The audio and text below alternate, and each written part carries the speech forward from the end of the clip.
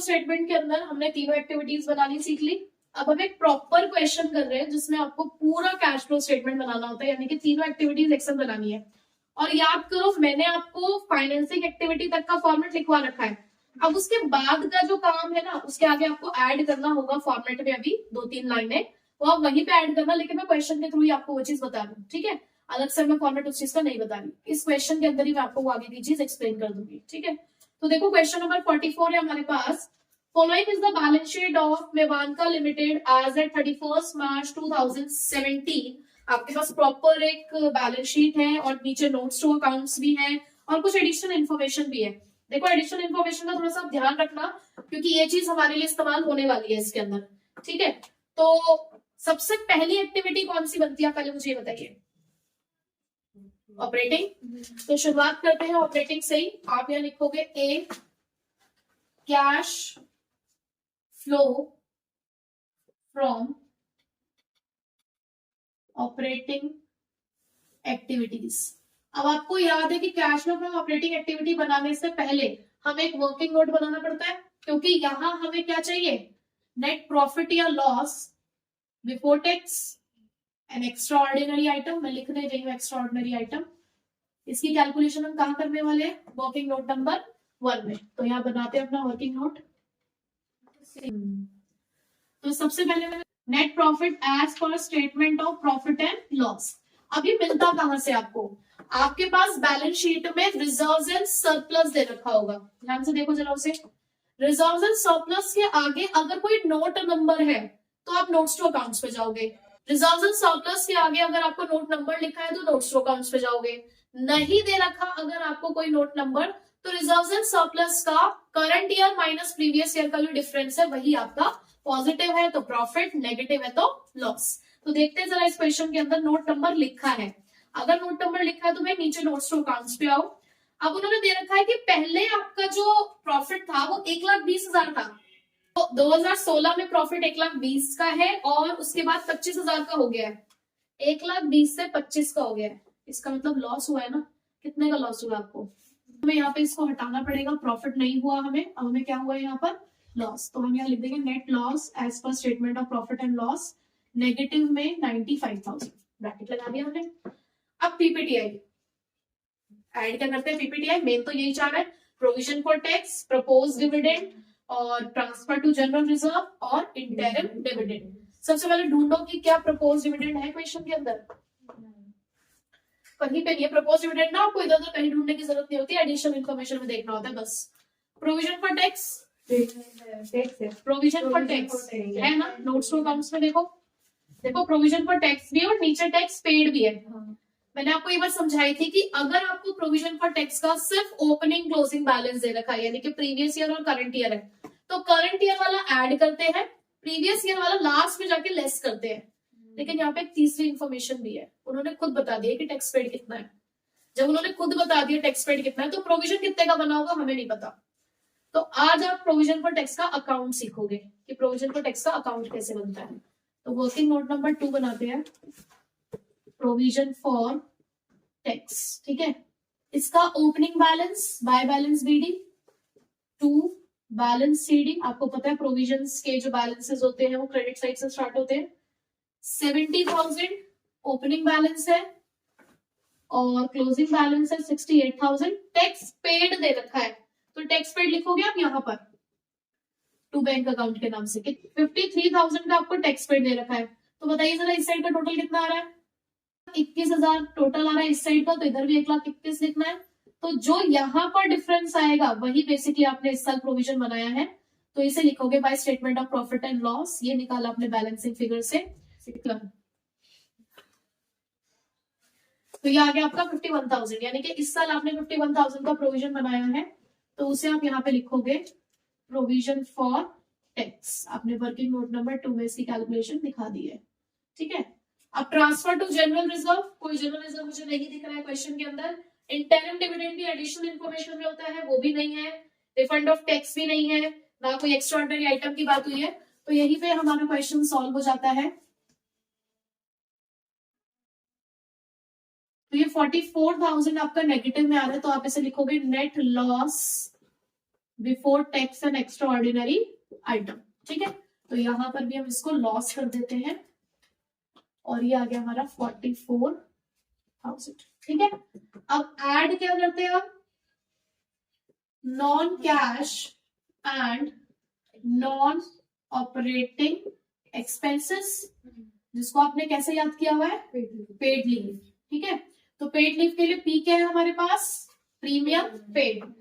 आपको इसमें पढ़ रहे हो, पढ़ते पढ़ते बहुत सारी चीजें दिख जाती है कि कहीं हमें प्रीमियम दिखा नहीं है सच क्वेश्चन के अंदर, क्योंकि प्रीमियम पेड की बात जो होती है वो भी एडिशनल इन्फॉर्मेशन में दिख जाती है। अमोर्टाइजेशन, अमोर्टाइजेशन होगा अगर आपके पास इंटेंजिबल एसेट्स है तो, और आप देखो क्वेश्चन के अंदर आपके पास कोई इंटेंजिबल एसेट्स है ही नहीं, कोई गुडविल नहीं है, कोई पेटेंट्स नहीं है हमारे पास, अमोर्टाइजेशन भी नहीं है।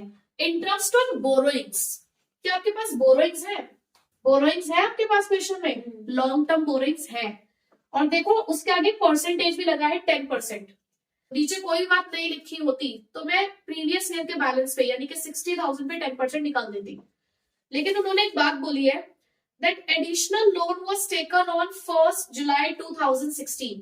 देखो आपका लोन 60 से 80,000 का हुआ है, यानी कि पहले आपके पास, आप यहाँ लगाओगे interest on 10% long term loan लिखा है ना, उन्होंने लिखा है कि आपके पास, आपने जो ये 20,000 का एक्स्ट्रा लोन लिया है ना, ये जुलाई में ही लिया है। कितना टाइम हुआ है आपको इस लोन को लिए हुए, 20,000 वाले को 9 मंथ्स। इसका मतलब शुरुआत से आप 60,000 इस्तेमाल कर रहे थे, तो 60,000 पे तो आप पूरा 10% लगाओगे। ठीक है, लेकिन जो रिमेनिंग 20,000 आपके पास लोन आया है उसे इस्तेमाल करते करते अभी बस आपको 9 मंथ्स ही हुए हैं, तो उसमें आप 9 मंथ्स का लगाओगे। ठीक है, तो ये हो गया आपका 2,000, 2,000, 1500 यानी कि 7,500। तो ये आपका निकल कर आया है 7,500। ठीक है, उसके बाद डी क्या है हमारे लिए, डेप्रिसिएशन। भाई या तो नीचे क्वेश्चन में डेप्रिसिएशन अपने आप दे रखा हो एडिशनल इंफॉर्मेशन में, या एक्यूमुलेटेड डेप्रिसिएशन हो हमारे पास दे रखा है। अब एक्यूमुलेटेड डेप्रिसिएशन को करने से पहले नीचे देखो कोई और इन्फॉर्मेशन तो नहीं है डेप्रिसिएशन से रिगार्डिंग, अगर कोई इन्फॉर्मेशन नहीं है तो डिफरेंस लेना है। आपके पास एक्यूमुलेटेड डेप्रिसिएशन पहले 23,000 का था, अब वही 48,000 का हो गया है, कितने से बढ़ गया, इसका मतलब आपने कितना डेप्रिसिएशन लगा दिया होगा, 25,000 का। कितना डेप्रिसिएशन लगा दिया आपने, 25,000। अब यहाँ पे ना बच्चे गलती करते हैं, वो क्या करते हैं कि नेगेटिव में लिखा हुआ है, ब्रैकेट लगे हुए हैं, वो नेगेटिव नेगेटिव प्लस कर देते हैं। वो ब्रैकेट इसलिए नहीं लगा कि वो अमाउंट नेगेटिव है, वो ब्रैकेट इसलिए लगा है कि देखो उन्होंने मशीनरी में से वो अमाउंट लेस करके 3,36,000 लिखा हुआ है।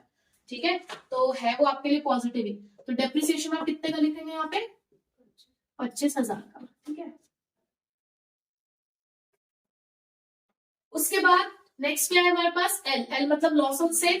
भाई सेल ही नहीं हुई तो लॉस किस बात का। ठीक है, तो हम इसको डायरेक्टली अब लिख देते हैं 32,500 नेगेटिव। ये हमारे पास आया 11,500 नेगेटिव का। इसको कुछ भी लिखने से पहले चेक कर लो कि आपके पास क्या नॉन कैश और नॉन ऑपरेटिंग इनकम है, drip, dividend received, rent received, interest received, profit on sale है क्या, कुछ भी नहीं है। तो सीधे आप इसे लिख सकते हो operating loss before working capital changes 11,500। ठीक है, अब इसमें हम ऐड क्या करते हैं, increase in current liability and decrease in current assets, और लेस क्या किया जाता है, decrease in current liability and increase in current assets. देखते हैं पहले करंट लायबिलिटीज। आपके पास दो करंट लायबिलिटीज है, एक है ट्रेड पेबल, 20,000 से 6,000 की हो गई है। देखो बैलेंस शीट में 20,000 से 6,000 की हो गई है, कम हो गई ना, तो इसका मतलब यहां लिखोगे ट्रेड पेबल्स के नाम से, कितने से, 14,000 से नेगेटिव में। शॉर्ट टर्म प्रोविजन, देखो short term provision provision for tax है, जिसका ट्रीटमेंट आप अलग लेकर चल रहे हो, तो वो यहाँ पर दोबारा नहीं आएगा। तो करंट लायबिलिटीज तो आपने देख ली। करंट एसेट्स पे आई है। करंट एसेट्स में आपके पास इन्वेंट्रीज है, 60,000 की थी, 60,000 की थी, 67 की हो चुकी है, 7,000 से बढ़ गई इन्वेंट्रीज 7,000। ठीक है, उसके बाद ट्रेड रिसीवेबल्स 65 से 51 के हो चुके हैं, कब हो गए हैं, तो यहां पे लिखोगे कितने से कम हुए हैं, 14,000 से। ठीक है, ये पॉजिटिव बैलेंस है हमारे लिए 14,000। उसके बाद कैश एंड कैश इक्विवेलेंट में लिख दूं? नहीं, कैश एंड कैश इक्विवेलेंट का थोड़ा ट्रीटमेंट अलग होता है, भले वो करंट एसेट्स में लिखे हुए लेकिन उसे हमें यहाँ पे कंसिडर नहीं करना है। अदर करंट एसेट्स अगर आप देखें पहले 4000 के थे, अब है ही नहीं, तो उसे भी आप यही लिखोगे। ठीक है, तो हमारे पास पॉजिटिव आ चुका है बैलेंस 18,000। अब ये पॉजिटिव हो चुका है हमारे लिए, बट फिर से नेगेटिव बैलेंस आ गया हमारे पास 21,000 का। तो ये हमारा आया 14,500 नेगेटिव का, जिसे हम बोलेंगे net cash generated from operation. इसमें से आप टैक्स पेड करोगे, टैक्स पेड आपका ये रहा 53,000, जो आपको नीचे इन्फॉर्मेशन में भी दे रखा था। अभी नेगेटिव नेगेटिव प्लस हो जाएंगे दोनों, तो ये आ गया आपका 67,500 नेगेटिव है। तो क्योंकि ये नेगेटिव है तो इसे आप लिखोगे net cash used in operating activities. अभी सिर्फ हमने एक ही एक्टिविटी बनाई है ऑपरेटिंग, अभी हमें इन्वेस्टिंग, फाइनेंसिंग और लास्ट का जो नेट इफेक्ट है वो सब भी करना है। ठीक है, तो पहले इसे नोट कर लो, फिर आगे बी और सी बनाते हैं। हम बनाते हैं cash flow from investing activity. मैंने आपको बताया था कि जब आप इन्वेस्टिंग एक्टिविटी बनाओगे, देखो ऑपरेटिंग के लिए पूरा क्वेश्चन देखना होता है, बट इन्वेस्टिंग के लिए आपका फोकस रहना चाहिए non current assets, non current investments और एडिशनल इंफॉर्मेशन। ठीक है, पूरे क्वेश्चन की तरफ आपको देखने की जरूरत नहीं पड़ती है इतना। अब देखो यहाँ पे नॉन करंट एसेट्स की अगर मैं बात करूं तो नोट नंबर है, तो डायरेक्टली ऊपर से ही मत कंक्लूजन निकालना, नोट्स टू अकाउंट्स पे आना। देखो नोट्स टू अकाउंट्स में आपके पास दो चीजें हैं नोट नंबर 4 पे। मशीनरी अगर हम देखें तो पहले 2,15,000 की थी, अब 3,84,000 की हो गई है, बढ़ गई है, और नीचे कोई इन्फॉर्मेशन भी नहीं है फर्दर हमारे पास। तो अब 15,000 से 2,15,000 से 3,84,000 की आपकी मशीनरी हो गई, इसका मतलब बढ़ गई है। और डेप्रिसिएशन अकाउंट आप सेपरेट मेंटेन करके चल रहे हो, सेल कुछ हुई नहीं है, तो इसका मतलब ये जो आपको मशीन बढ़ती हुई दिख रही है दैट मीन्स आपने परचेज की है इसीलिए बढ़ रही है। तो आपको यहाँ अकाउंट बना के टाइम वेस्ट करने की जरूरत नहीं है। हाँ, अगर नीचे कोई और इन्फॉर्मेशन होती तो हमें अकाउंट बनाना पड़ता। ठीक है, तो बताइए जरा कितने से इंक्रीज हुई है? तो ये आपका आ रहा है 1,69,000। ठीक है, अब आप देखो कि कोई नॉन करंट इन्वेस्टमेंट है क्या आपके पास? क्वेश्चन नहीं है, कोई एडिशनल इन्फॉर्मेशन भी नहीं है, इसका मतलब यही हमारा आंसर आ गया। देखो कितना इजी है, बड़े वाले क्वेश्चन में ज्यादा कुछ नहीं होता, मेन ऑपरेटिंग एक्टिविटी है। ये भी आपकी नेगेटिव आ रही है, तो net cash used in investing activities 1,69,000। ठीक है, अब आपने सी एक्टिविटी बनानी है, कौन सी? Cash flow from financing activities. अब इसका भी मैंने आपको बताया है कि जब आप फाइनेंसिंग एक्टिविटी बनाओ तो आपका फोकस रहना चाहिए share holder fund, non current liabilities और शॉर्ट टर्म बोरोइंग्स अगर है या एडिशनल इंफॉर्मेशन कोई कहती है तो उसकी तरफ ध्यान देना आपको। ठीक है, तो अब शेयर होल्डर फंड पे देखो जरा, शेयर कैपिटल 1 लाख से 3 लाख की हो गई है, इंक्रीज हो गई है, तो आप लिखोगे issue of share capital 1 lakh से 3 लाख की हो गई, इसका मतलब 2 लाख से बढ़ गई, पॉजिटिव है। रिजर्व एंड सरप्लस की अगर बात करूं तो हमने पहले ही प्रॉफिट और लॉस का इफेक्ट ले चुके हैं, तो यहाँ पे नहीं आएगा कुछ भी। नॉन करंट लाइबिलिटीज में हमारे पास लॉन्ग टर्म लोन है, देखो नोट्स टू अकाउंट्स में, जो 60 से 80 का हो गया है, इसका मतलब आप इसे लिखोगे proceeds from 10% long term loan, कितना? 20,000। और नीचे एडिशनल इंफॉर्मेशन में हमें टाइम पीरियड दे रखा है कि ये एक्स्ट्रा लोन आपने कब लिया है, तो इसी के ऊपर बेस हमने इसके ऊपर इंटरेस्ट कैलकुलेट किया था, तो आपको उसका इफेक्ट लेना होगा। ठीक है, तो पॉजिटिव तो हमारे पास सिर्फ 2,20,000 ही है, आप लिखोगे इसके बाद interest on 10% long term loan, कितना निकाला था वो आपने? 7,500, जो कि नेगेटिव का था। इसके अलावा आपके पास और कोई फाइनेंस नहीं है, तो आप इसी का ही आंसर निकालोगे, कितना आएगा ये? 12,500, 2,12,500 पॉजिटिव का है ये आपके पास, तो इसे आप लिखोगे net cash flow from financing activities. ठीक है, अब देखो हमने यहां तक सीखा है लेकिन सेपरेटली सीखा था अब तक ये सारा काम। अब हमने तीनों एक्टिविटी एक साथ बनाई है और हम बना रहे हैं कैश फ्लो स्टेटमेंट पूरे साल की। अच्छा, हम यहाँ पे लिखना भूल गए थे, आपको ये भी लिखना होता है कि आप कौन से ईयर की बना रहे हो, तो हम फिलहाल बना रहे हैं मार्च 31 2017 की। तो आप 2017 की पूरी कैश फ्लो स्टेटमेंट बना रहे हो, तो आपको अब लास्ट में क्या करना होता है, यहां से अब हम थोड़ा सा नया पार्ट सीख रहे हैं जो अब हमने फॉर्मेट में भी ऐड कर लेना, ठीक है। यहां आपने निकालना होता है net increase and decrease in cash and cash equivalent. क्या बोला मैंने, यहाँ पे एक वर्ड आएगा, देखो मैं तीनों का नेट इफेक्ट निकालूंगी कैसे, A प्लस बी प्लस सी, यानी कि तीनों एक्टिविटीज के जो भी आंसर्स आए हैं उसका हम सम करेंगे। अगर वो सम करके आंसर पॉजिटिव आया तो यहां लिखा जाएगा net increase in cash and cash equivalent. अगर वही आंसर नेगेटिव आया तो लिखेंगे नेट डिक्रीज, ठीक है। तो पहले चेक करते हैं। देखो ऑपरेटिंग का आंसर क्या आया था हमारा, नेगेटिव में था 67,500, इन्वेस्टिंग का भी नेगेटिव आया 1,69,000 और फाइनेंसिंग का आया पॉजिटिव 2,12,500। तो हमें इसका नेट इफेक्ट निकालना है। देखो नेगेटिव बैलेंस आ रहा है, इसका टोटल क्योंकि माइनस माइनस प्लस हो जाएगा 2,36,500 और ये पॉजिटिव का 2,12,500 है, तो आपका नेट इफेक्ट आ रहा है नेगेटिव का 24,000, ठीक है। तो यहाँ आप लिखोगे अब नेट डिक्रीज क्योंकि नेगेटिव आया आंसर। अब आप यहाँ लिखोगे 24,000 नेगेटिव, ठीक है। कैसे किया हमने, A प्लस बी प्लस सी, यानी कि तीनों के आंसर्स को प्लस करके। अब आप इसमें ऐड करेंगे, add opening cash and cash equivalent. Opening का मतलब क्या है यहाँ पे, प्रीवियस ईयर के जो कैश एंड कैश इक्विवेलेंट है। देखो जरा बुक में, previous year opening cash and cash equivalent हमारे पास कितना है 49,000। आप ये लिखो positive 49,000 cash and cash equivalent.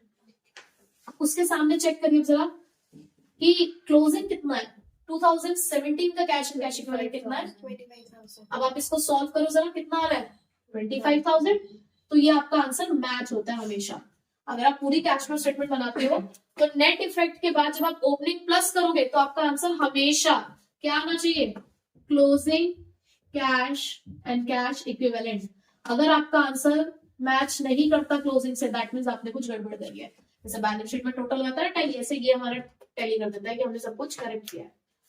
अच्छा, इस क्वेश्चन में तो cash and cash equivalent directly दे रखा था, कई बार करंट इन्वेस्टमेंट्स भी दे रखी होती है क्वेश्चन में, शॉर्ट टर्म इन्वेस्टमेंट्स भी दे रखी होती है, तो आपको ऐड करनी होती है, ठीक है।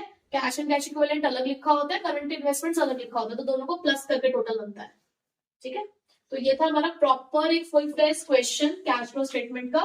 तो प्रैक्टिस आपको हर तरीके के क्वेश्चन की करनी है कि सेपरेट आ जाए आप तो भी कर लो, पूरा आ जाए आप तो भी कर लो, पर जब पूरा कैश फ्लो आएगा तो देखो आपको इन्वेस्टिंग फाइनेंसिंग में इतनी दिक्कत नहीं आएगी, मेन ऑपरेटिंग ही होता है जिसमें थोड़ा सा टाइम लगता है, ठीक है। तो इस हिसाब से आपने आगे के क्वेश्चंस की प्रैक्टिस करनी है।